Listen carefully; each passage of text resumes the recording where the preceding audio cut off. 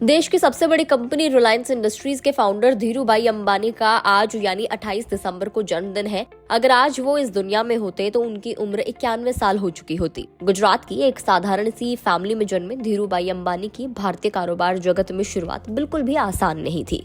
उससे पहले उनको काफी स्ट्रगल करना पड़ा था। परिवार में पैसों की किल्लत की वजह से उन्हें मैट्रिक के बाद पढ़ाई छोड़नी पड़ी थी, जिसके बाद उन्हें कम उम्र में ही यमन जाना पड़ा और पेट्रोल पंप में नौकरी करनी पड़ी। जब वो भारत लौटे तो मुंबई के किराए के मकान से रिलायंस की शुरुआत की। शुरुआत में उन्होंने कपड़े के कारोबार को आगे बढ़ाया। उसके बाद उन्होंने अपने बिजनेस को पेट्रोकेमिकल, रिफाइनिंग, टेलीकॉम और दूसरे सेक्टर्स में विस्तार किया और एक बड़े कारोबारी ग्रुप में बदल दिया। सबसे बड़ा सवाल ये है कि जब धीरूभाई अंबानी इस दुनिया को छोड़कर गए थे तब उनके पास कितनी दौलत थी और वो अपने दोनों बेटों मुकेश अंबानी और अनिल अंबानी के लिए कितनी संपत्ति छोड़कर गए थे। आपको इस वीडियो में इसकी जानकारी देंगे, लेकिन उससे पहले धीरूभाई अंबानी के कुछ फैक्ट्स जान लेते हैं।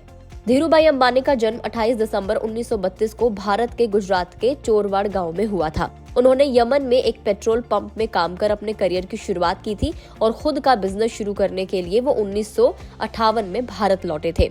1966 में धीरूभाई अंबानी ने रिलायंस कमर्शियल कॉरपोरेशन की स्थापना की थी, जो बाद में भारत के सबसे बड़े ग्रुप में से एक रिलायंस इंडस्ट्रीज लिमिटेड बन गया। उन्होंने कैपिटल मार्केट के कॉन्सेप्ट को आगे बढ़ाया और भारत में इक्विटी कल्चर को शेप देने में एक इम्पोर्टेंट रोल प्ले किया। रिलायंस इंडस्ट्रीज 1977 में बॉम्बे स्टॉक एक्सचेंज में लिस्ट होने वाली देश की पहली भारतीय कंपनी बनी थी। धीरूभाई अंबानी का व्यापारिक साम्राज्य कपड़ा उद्योग से आगे बढ़कर पेट्रोकेमिकल, रिफाइनिंग, तेल, टेलीकॉम और दूसरे सेक्टर्स तक फैला। अलग अलग इंडस्ट्रीज में अपनी प्रेजेंस बढ़ाकर रिलायंस इंडस्ट्रीज को एक डाइवर्सिफाई ग्रुप बनाया। वो एंटरप्रेन्योरशिप के जबरदस्त सपोर्टर थे और लोगों को अपॉर्चुनिटीज के साथ एम्पावर करने में विश्वास करते थे।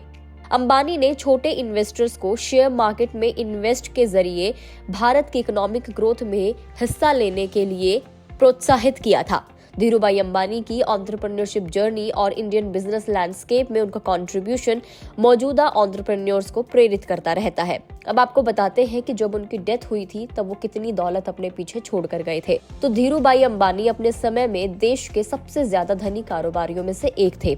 जब उन्होंने 2002 में आखिरी सांस ली थी तब वो दुनिया के 138वें सबसे अमीर कारोबारी हुआ करते थे। फोर्ब्स के आंकड़ों के मुताबिक उस समय उनकी कुल नेटवर्थ 2.9 बिलियन डॉलर थी, जबकि 2000 में अगर उनकी नेटवर्थ देखी जाए तो वो बहुत ज्यादा थी। उनकी नेटवर्थ 6.6 बिलियन डॉलर थी।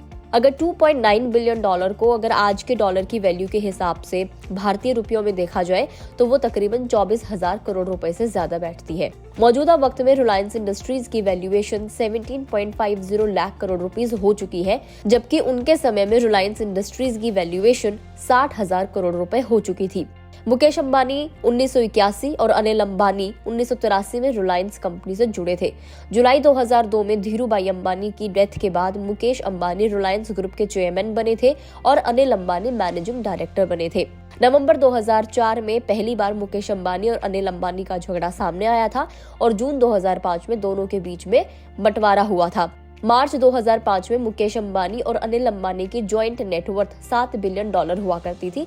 उससे पहले 2004 में दोनों की कंबाइंड नेटवर्थ 6 बिलियन डॉलर थी, जबकि 2003 में ये महज 2.9 बिलियन डॉलर थी। मतलब कारोबार संभालने के 2 साल में ही मुकेश और अंबानी की नेटवर्थ 2.5 गुना बढ़ गई थी।